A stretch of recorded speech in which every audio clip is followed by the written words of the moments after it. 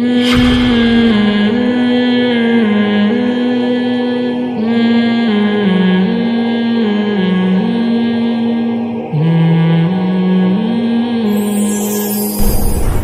دن میں مر جائے. تو موت کو اتنی ٹینشن بھی نہ لیا کرو. ہمارے یہاں یہ بھی ہوتا ہے جب کسی کا انتقال ہوتا ہے تو ایک دم 6 مہینے تک شوق میں رہتے ہیں, مرا کیوں بھائی, یہ کیوں مر گیا. یہ بھی ایک مسئلہ ہے ہمارے ساتھ. بھائی یار یہ تو سمجھ میں نہیں آ رہا مر کیسے گیا. میں اکثر ایک واقعہ بتاتا ہوں. ہمارے ایک دوست تھے بڑے مالدار, میں نے پہلے بھی یہ کئی بار واقعہ بیان کیا ہے. اکلوتے بیٹے تھے اپنے والد صاحب کے, بڑے خوبصورت بھی, اور رہتے بھی کراچی میں بڑے پوش ایریا میں, اور بڑے اچھے عالم بھی بن گئے وہ, پیسہ بھی اللہ نے بہت دیا, لگژری لائف اسٹائل ان کا. ہم ان کے ساتھ گاڑی میں جاتے تھے, گاڑی کہیں پنچر ہو گئی تو ہم تو کھڑے ہو کر پنچر لگوا رہے ہوتے ہیں نا, وہ نہیں لگواتے تھے. وہ ڈرائیور سے دوسری گاڑی منگوائی, وہ اس کے حوالے کی, ٹھیک ہے نا, کہ تیری پھٹی ہے دوسری گاڑی. ہم ان کے ساتھ جا رہے تھے, گاڑی کہیں پنچر ہو گئی کہیں راستے میں جنگل میں نا, یعنی جنگل تو نہیں جو صحرا. اب ہم نے کہا بھائی یہاں تو کوئی ہے ہی نہیں. انہوں نے کہا کوئی مسئلہ نہیں ہے. ڈرائیور کو فون کر, ٹھک کر کے اسپیڈ میں آیا, دوسری گاڑی لے کے وہ لے گیا. وہ اب اس کی ہیڈک. ہم بھی شہر کے اندر ہوں تو کوئی خادم وادم کو بلوا لیتے ہیں, لیکن باہر کون بلوائے گا, بلوا لیا. تو بڑا لگژری لائف اسٹائل ان کا. تو اچانک انتقال ہو گیا. کتنے سال کی عمر میں انتقال ہوا ہوگا, میرا خیال ہے 27 یا 26 سال کی عمر میں, یا شاید 28 سال کے ہوں گے. کیسے انتقال ہوا بھائی؟ انتقال بھی ایسے ہوا کہ وہ جامعۃ الرشید میں استاذ بھی تھے, تو وہ اپنے گھر آتے تھے تو ان کو جامعہ نے کہا کہ ہم آپ کو بڑی گاڑی دیں گے, سیکیورٹی گارڈ دیں گے ہم آپ کو, کیونکہ بہرحال بڑے عالم ہیں, خطرہ جو بھی مشہور ہو جاتا ہے یا علم میں زیادہ ہو تو پھر دشمنوں کا بھی خطرہ ہوتا ہے. تو ان کے والد نے کہا کہ بھائی سیکیورٹی گارڈ سے تو یہ اور نمایاں ہو جائیں گے, کسی کی توجہ نہیں بھی ہوگی تو لوگ کہیں گے یار اس کے ساتھ گارڈ ہیں, یقیناً کوئی بڑا آدمی ہوگا. تو ان کو سادہ ہائی ایس میں بھیجا کریں, کوئی کسی کا شک ہی نہ ہو کہ یہ کوئی بڑا آدمی جا رہا ہے. جیسے بعض لوگ گولڈ لے کے پھر رہے ہوتے ہیں سادہ شاپر میں, جس میں دہی لے کے آ رہے ہوتے ہیں نا, حقیقت, تاکہ کسی ڈاکو کی توجہ ہی نہ ہو. بعض لوگ ایسے ہوتے ہیں پھٹ پٹی سی رکھی, ایسے ایک پائنچا شلوار کا ادھر ایک نیچے, اور لاکھوں روپے کا گولڈ رکھا گندے سے شاپر میں, ڈاکوؤں کے بیچ میں سے ٹہلتے ہوئے جا رہے ہوتے ہیں. ڈاکو ان کو زکوٰۃ دے رہے ہوتے ہیں, لے بھیا ان کو دیکھ دیکھ کے نا ان کے ہولی کہ لے بھائی تو کچھ کھا لینا. تو ان کے والد نے کہا کہ بھائی ہائی ایس ہونی چاہیے, سمپل سادہ, کسی کا شک ہی نہ ہو. انہوں نے کہا چلو بھی ٹھیک ہے, جب آپ کہہ رہے ہیں آپ, تو ہائی ایس میں بیٹھ جاتے تھے کہیں پیچھے, بالکل ایسی پھٹ پٹی سی گاڑی تھی. وہ کراچی میں کچھ عیاش لڑکے تھے لینڈ کروزر میں, وہ کہیں رات نائٹ انہوں نے گزاری ہوگی, کیا کیا ہوگا, اتوار کا دن تھا, صبح وہ نشے میں تھے, کیا تھے, وہ آ رہے تھے تو ایکسیڈنٹ کیا انہوں نے, سامنے سے گاڑی کو ہٹ کیا, اتنی زور سے ہٹ کیا کہ آن دا اسپاٹ ان کی ڈیتھ ہو گئی.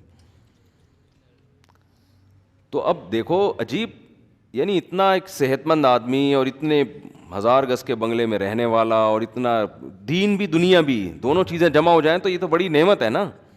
اور والد صاحب کے اکلوتے بیٹے کے, اس پہ ساری انویسٹمنٹ بھی کی انہوں نے کہ بھائی میرا بچہ بہت بڑا عالم بنے گا. جس عالم کے پاس پیسہ زیادہ ہوتا ہے نا, تو اگر وہ پیسہ ان کو غافل نہ کر دے آخرت سے, تو میں نے دیکھا ہے جن علماء کے پاس پیسہ ہے وہ اکثر دین کا کام زیادہ کر لیتے ہیں, کیونکہ وہ معاشی لحاظ سے بے فکر ہو جاتے ہیں. پھر وہ پبلک سے ڈرتے بھی نہیں ہیں. بیچارہ مسجد کے امام کو تو یہ ڈر ہوتا ہے مجھے نکال دیا تو میں, یہ بھی ایک حقیقت ہے نا, وہ واقعی کہاں جائے گا, وہ ان کو تو یہ ڈر ہوتا ہے. وہ بیچارے بہت سی باتیں کمیٹی کے ڈر سے کھل کے کر نہیں سکتے کہ یار میں نے دیکھا ہے بیچارے اماموں کو روتے ہوئے, مسجد کمیٹی نے نکال دیا وہ یہ. تو جن علماء کے پاس دولت زیادہ ہوتی ہے, بشرطے کہ دنیا کی محبت نہ آئے اس دولت کے ساتھ, تو عام طور پہ قاعدہ کلیہ نہیں ہے, عام طور پہ دیکھا ہے کہ وہ دین کا کام زیادہ, وہ بے فکری سے کرتے ہیں, معاش سے بے فکر ہو گئے. تو یہ بھی ان میں تھا کہ پیسہ بھی تھا تو معاش سے بالکل بے فکر, تو وہ زیادہ کام کر رہے ہیں, مدرسے سے تنخواہ بھی نہیں لیتے تھے بلکہ الٹا دے رہے ہوتے تھے. تو جب ان کی موت کی خبر مجھے ملی نا, میں تو شوق میں آ گیا. میں نے کہا یار یہ کیسے ہو گیا. اب ظاہر ہے ہم تو مسلمان ہیں, ہم سوچتے ہیں اللہ کے ہر کام میں حکمت ہے مصلحت ہے. میں بہت سوچتا رہا اللہ اس میں کیا مصلحت ہے. اب تو ان کے کام کرنے کا ٹائم شروع ہوا تھا, ان کے والد نے اتنا ان کو علم سکھایا, اب ظاہر ہے دین سے فارغ ہوئے تھے, جامعہ میں ٹیچر بنے. اب آج اگر وہ زندہ ہوتے تو وہ بہت آگے جا چکے ہوتے, بہت آگے جا چکے ہوتے.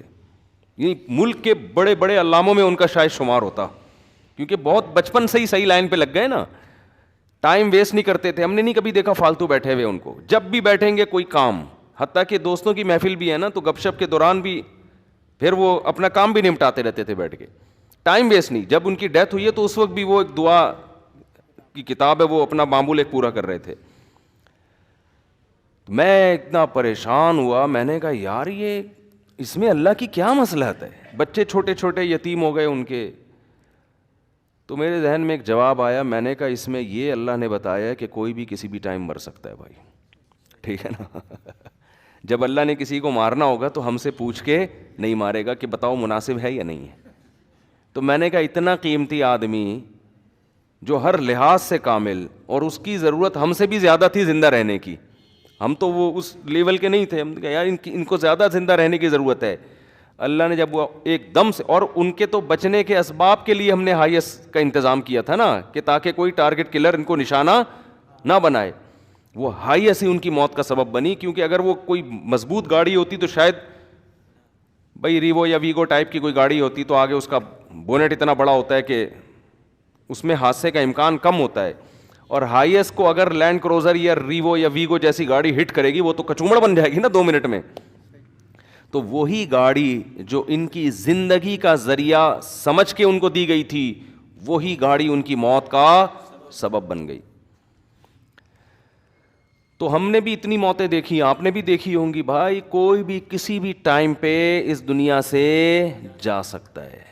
تو شکر ادا کرو. آپ کتنا صحت کا خیال کر لو. گوروں کو جو ہم کہتے ہیں نا ان کی عمریں لمبی ہو گئی ہیں, واقعی ایسا ہے, صحت کا بہت خیال کرتے ہیں, لیکن حادثاتی موت ان کے یہاں بھی بہت ہوتی ہے.